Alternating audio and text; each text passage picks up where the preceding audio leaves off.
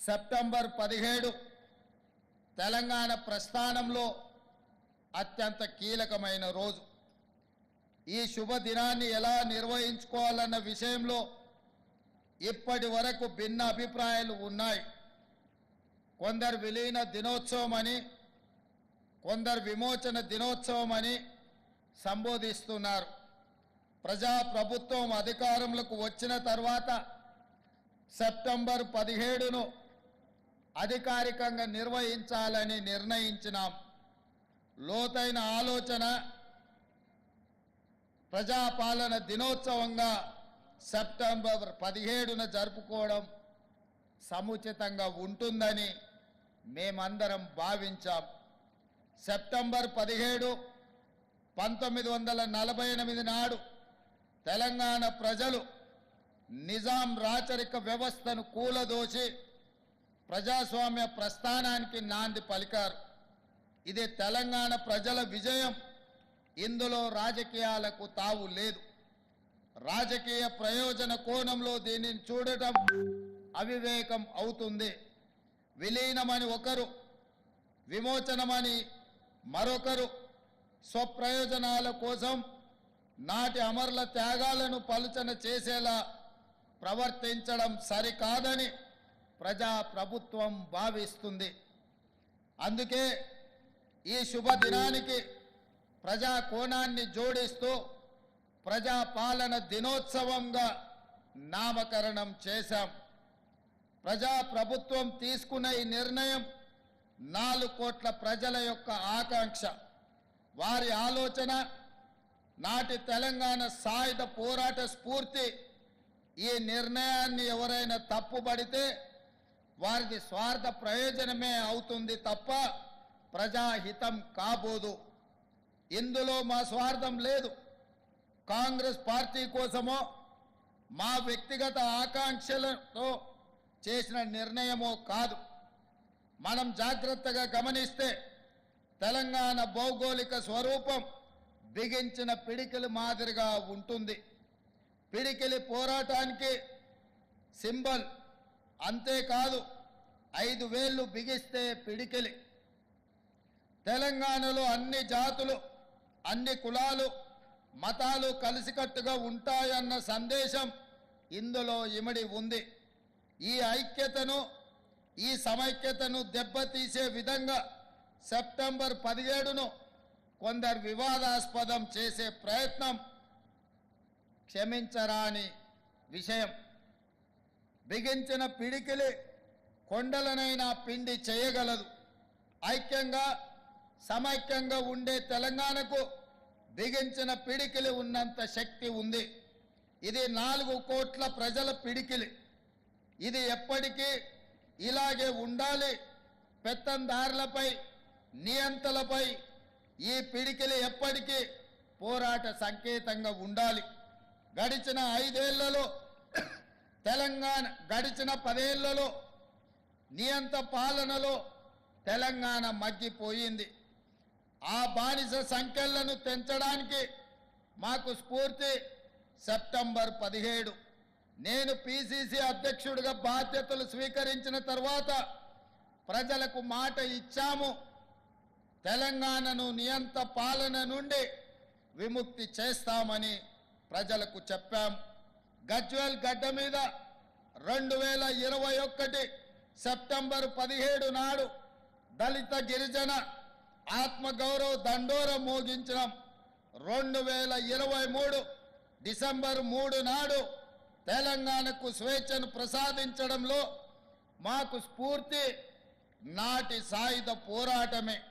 మా ఆలోచన, మా ఆచరణ ప్రతిదీ ప్రజా కోణమే. అందుకే ఈ శుభదినాన్ని ప్రజాపాలన దినోత్సవంగా అధికారికంగా నిర్వహిస్తున్నాం. ప్రాణ త్యాగాలతో ఏర్పడిన తెలంగాణ రాష్ట్రంలో పాలన పారదర్శకంగా ఉండాలి, బాధ్యతగా ఉండాలి. ప్రతి నిర్ణయంలో ప్రజల కోణం ఉండాలి, అమరుల ఆశయాలు ఉండాలి, యువత ఆకాంక్షలు ఉండాలి. మేం బాధ్యతలు స్వీకరించిన క్షణం నుండి ఆ దిశగానే అడుగులు వేస్తున్నాం. 10 ఏళ్లలో విధ్వంసమైన తెలంగాణను సాంస్కృతికంగా ఆర్థికంగా పునరుజ్జీవం చేయాల్సిన అవసరాన్ని మేము గుర్తించాము. తెలంగాణ సంస్కృతి అంటే మా ఇంటి సంస్కృతి, తెలంగాణ అస్తిత్వం అంటే మా కుటుంబం అస్తిత్వం అని గత పాలకులు భావించారు. తెలంగాణ జాతి తమ దయా దాక్షిణ్యాలపై ఆధారపడి ఉంటుందని భావించారు, భ్రమించారు. మన సంస్కృతిని, మన స్వాభావిక లక్షణాన్ని అర్థం చేసుకునే ఉద్దేశం వారికి లేదు. నిజాంనే మట్టి కనిపించిన చరిత్ర తెలంగాణకు ఉన్నదన్న విషయం వారు విస్మరించారు. మీ బిడ్డగా తెలంగాణ గుండె చప్పుడు తెలిసిన వాడిగా అధికారంలోకి రాగానే సాంస్కృతిక పునరుజ్జీవనానికి నాంది పలికాము. ఉద్యమ కాలంలో తెలంగాణ ఆకాంక్షలను గలమెత్తి వినిపించిన అందశ్రీ రచించిన జయ జయ హే తెలంగాణ జననీ జయకేతనం గీతాన్ని మన రాష్ట్ర అధికారిక గీతంగా ప్రకటించి తెలంగాణ సాంస్కృతిక పునరుజ్జీవనానికి శ్రీకారం చుట్టినం. తెలంగాణ రాష్ట్ర సంక్షిప్త నామం టీఎస్ నుండి టీజీగా మార్చినం. ఇది కేవలం అక్షర మార్పు కాదు, ప్రజల ఆకాంక్ష తీర్పు. రాష్ట్ర పరిపాలన కేంద్రమైన సచివాలయంలో ఇటీవల తెలంగాణ తల్లి విగ్రహ ప్రతిష్టకు భూమి పూజ చేసుకున్నాం. డిసెంబర్ 9 నాడు మన తెలంగాణ తల్లి విగ్రహావిష్కరణ అంగరంగ వైభవంగా జరపబోతున్నాం. తెలంగాణ సాంస్కృతిక సారథి గద్దర్ పేరుతో సినిమా అవార్డులు ఇవ్వాలని నిర్ణయించాం. కోటిలోని మహిళా విశ్వవిద్యాలయానికి పోరాట యోధురాలు వీరనారి ఐలమ్మ పేరు పెట్టుకున్నాం.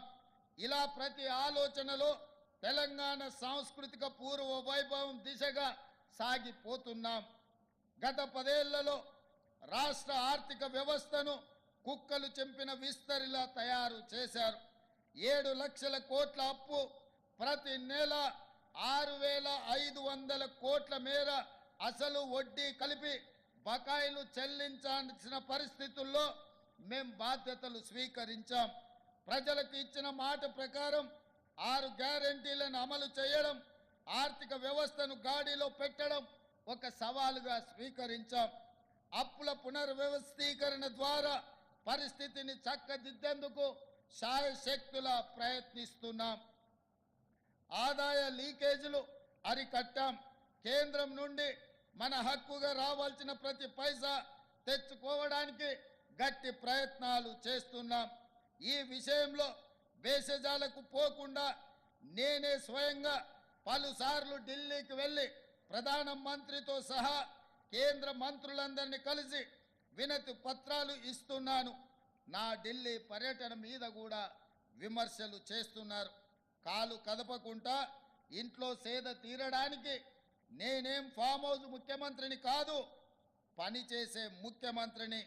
నా స్వార్థం కోసమో వ్యక్తిగత పనుల కోసమో నేను ఢిల్లీకి వెళ్ళడం లేదు.